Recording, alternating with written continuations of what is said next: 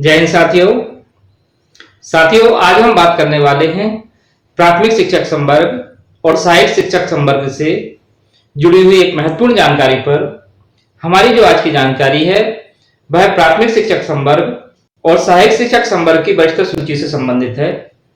इस संबंध में कार्यालय संयुक्त संचालक लोक शिक्षण भोपाल संभाग भोपाल से एक पत्र जारी किया गया है। इस पत्र में क्या क्या दिया गया है और क्या क्या कार्रवाई इसमें नियत की जाना है, हम इस सभी पर विस्तृत चर्चा करेंगे। यह चर्चा हमारे इस पत्र के अध्ययन के साथ साथ होगी। तो आइए हम इस पत्र का अध्ययन करते हैं और देखते हैं कि इस पत्र के द्वारा किस किस कार्रवाई के लिए नियत किया गया है। तो साथियों, आप अपनी स्क्रीन पर एक पत्र देख रहे हैं। पत्र जारी किया गया है कार्यालय संयुक्त संचालक लोक शिक्षण भोपाल संभाग भोपाल से।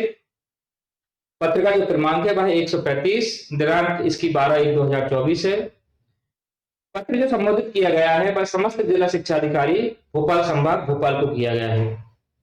साथ ही इस पत्र का जो विषय है वह है प्राथमिक शिक्षक संवर्ग और सहायक शिक्षक संवर्ग में नियुक्त लोक सेवकों की अंतरिम वरिष्ठ सूची के प्रकाशन के विषय। संदर्भ जो दिया गया है वह लोक शिक्षण संचालय भोपाल के एक पत्र का दिया गया है जिसका क्रमांक है 3081, दिनांक 11/12/2023। साथियों, पत्र का जो विषय है उस विषय में उल्लेखित करते हुए यहाँ पे लिखा गया है कि उपरोक्त विषय एवं संदर्भ में लेख है कि संभाग अंतर्गत जिलों में कार्यरत प्राथमिक शिक्षक संवर्ग और सहायक शिक्षकों की अंतरिम वरिष्ठ सूची का प्रकाशन दिनांक 1/4/2023 की स्थिति में जारी की जाना थी, जो आपके द्वारा जारी कर दी गई होगी और यदि नहीं की गई हो तो दिनांक 15/1/2024 तक अनिवार्य रूप से जारी करना सुनिश्चित करें। पत्रक्रम सूची का अवलोकन सभी लोक सेवकों को संकुल स्तर पर कैंप लगाकर कराया जाना सुनिश्चित करें और दावा आपत्ति हेतु निम्नानुसार कार्रवाई करना सुनिश्चित करें। अर्थात इस पत्र के द्वारा दिनांक 15/1/2024 तक हमारे सभी प्राथमिक शिक्षक साथियों और सहायक शिक्षकों की अंतरिम वरिष्ठ सूची का प्रकाशन जिला शिक्षा अधिकारी द्वारा करने का उल्लेख किया गया है और उस सूची को संकुल केंद्र पर कैंप लगाकर संबंधित लोक सेवक को अवलोकन कराया जाना है और इसमें दावे आपत्ति के लिए क्या कार्रवाई है ये हम पत्र के आगे अध्ययन करते हैं। पत्र के बिंदु क्रमांक 1 में उल्लेख किया गया है कि आपके जिले के अंतर्गत समस्त लोक सेवकों का नाम पत्रक्रम सूची में अंकित है एवं प्रत्येक लोक सेवक की जानकारी पत्रक्रम सूची में कार्यालयीन अभिलेख अनुसार सही है का अवलोकन लोक सेवक को कराकर उसकी सहमति संकुल स्तर पर कैंप लगाकर संलग्न परिशिष्ट आ में लोक सेवक के हस्ताक्षर लेना सुनिश्चित करें। अर्थात अगर हमारे किसी साथी की जानकारी पूर्णतः सही है तो वह अपना परिशिष्ट आ भरकर संकुल कार्यालय पर जमा करेंगे।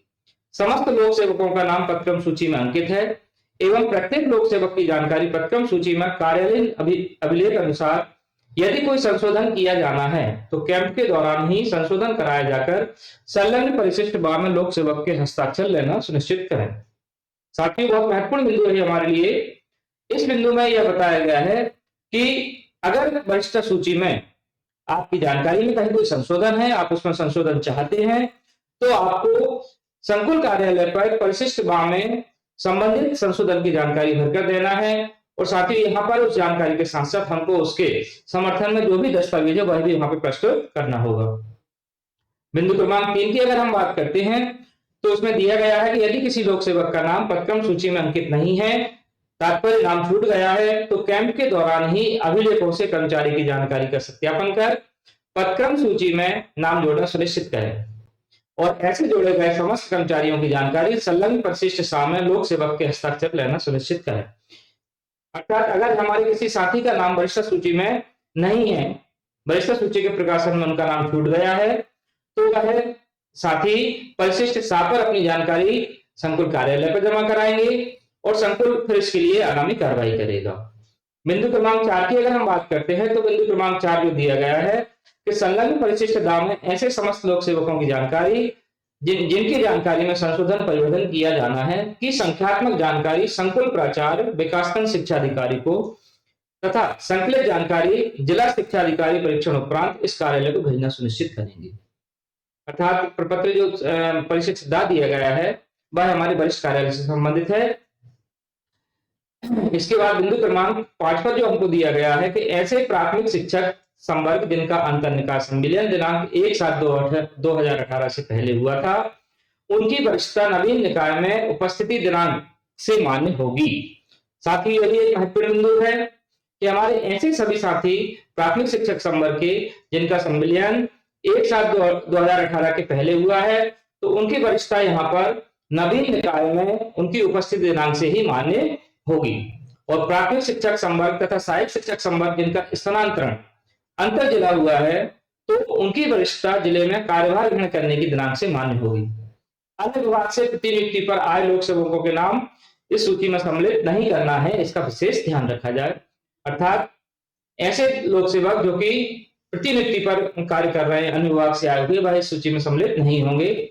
बिंदु क्रमांक 6 अनुसार समस्त संकुल प्राचार्य से प्रमाणीकरण प्राप्त करें कि संकुल अंतर्गत कोई भी प्राथमिक शिक्षक संवर्ग सहायक शिक्षक संवर्ग छूटा नहीं है एवं सभी लोक सेवकों को अवलोकन करवाकर उपरोक्त निर्धारित प्रपत्र प्राप्त कर लिए गए हैं। बिंदु क्रमांक 7 की अगर हम बात करते हैं तो बिंदु क्रमांक 7 में यहां बताया गया है कि पत्रक्रम सूची के कॉलम की जानकारी संलग्न प्रपत्र 2 अनुसार ही भरी जावे, कोई कॉलम खाली ना रहे। जिले में कार्यरत प्राथमिक शिक्षक संवर्ग सहायक शिक्षकों से उपरोक्त अनुसार प्रपत्र भरवाने के उपरांत पत्रक्रम सूची में आवश्यक संशोधन कर निम्न समय सारणी अनुसार इस कार्य में भिजवाना सुनिश्चित करें। इसके पश्चात कोई भी दावा आपत्ति मान्य नहीं होगा। इसके बाद हमको एक सारणी यहाँ पे दी गई है। इस सारणी में कुछ दिनांक अंकित हैं और दिनांक के सामने कुछ विवरण दिए गए हैं। तो पहली जो यहाँ पे दिनांक अंकित की गई है वह है 15/1/24 से 22/1/24 की, और इसका जो विवरण दिया गया है इसके अंतर्गत इस अवधि में समस्त जिला शिक्षा अधिकारी अपने अपने संकुल प्राचार्य को वरिष्ठता सूची उपलब्ध कराएंगे।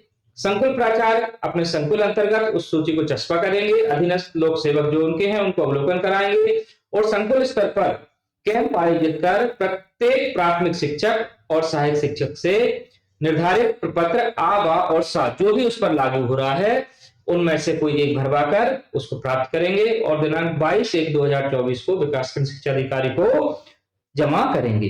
तो साथियों ये महत्वपूर्ण डेट है हम सभी के लिए कि दिनांक 15/1/2024 से 22/1/2024 के बीच ही हमारे संकुल कार्यालय पर हमारी जो जानकारी है हम उसका अवलोकन करेंगे और अगर उसमें कहीं कोई सुधार है, कोई जानकारी हमारी त्रुटिपूर्ण है, तो उससे संबंधित दस्तावेज हम उससे जो संबंधित हमारा प्रपत्र होगा, जो परिशिष्ट होगा, बा या सा लगाकर संकुल कार्यालय पर जमा करेंगे। और अगर हमारी सारी जानकारी सही है तो उस स्थिति में हम अपना परिशिष्ट आ भरकर संकुल कार्यालय पर जमा करेंगे। दिनांक 23 से 25 की जो तारीख यहाँ पे दी गई है वह विकासखंड शिक्षा अधिकारी के लिए है कि इस अवधि में विकासखंड शिक्षा अधिकारी अपनी विकासखंड की सारी जानकारी संकलित कर दिनांक 25/1/2024 को जिला शिक्षा अधिकारी महोदय को प्रस्तुत करेंगे और दिनांक 26/1/24 से 29/1/24 तक की जो यहाँ पे तिथियां दी गई हैं वह हमारे जिला शिक्षा अधिकारी महोदय के लिए दी गई है कि वह हमें अपने अंतर्गत समस्त विकासखंड से जानकारी एकत्रित कर उसको संकलित कर दिनांक 30/1/2024 को सॉफ्ट कॉपी एवं हार्ड कॉपी में जिला शिक्षा अधिकारी महोदय के हस्ताक्षर से संबंधित लिपिक के माध्यम से वरिष्ठ कार्यालय को प्रस्तुत करेंगे। इसके बाद साथ ही इस पत्र में जो परिशिष्ट आवासा आपसे बात की गई वो यहाँ पे दिए गए हैं और जो वरिष्ठ कार्यालय के लिए जो कार्रवाई की जाना है वह भी यहाँ पे संलग्न उनको दी गई है।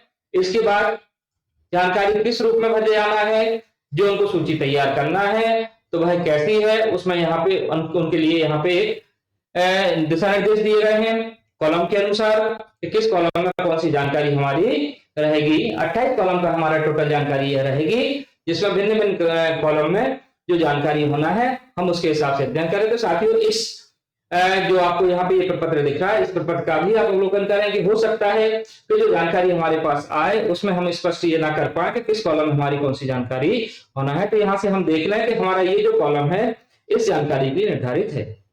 तो आज की जानकारी में साथियों इतना ही है।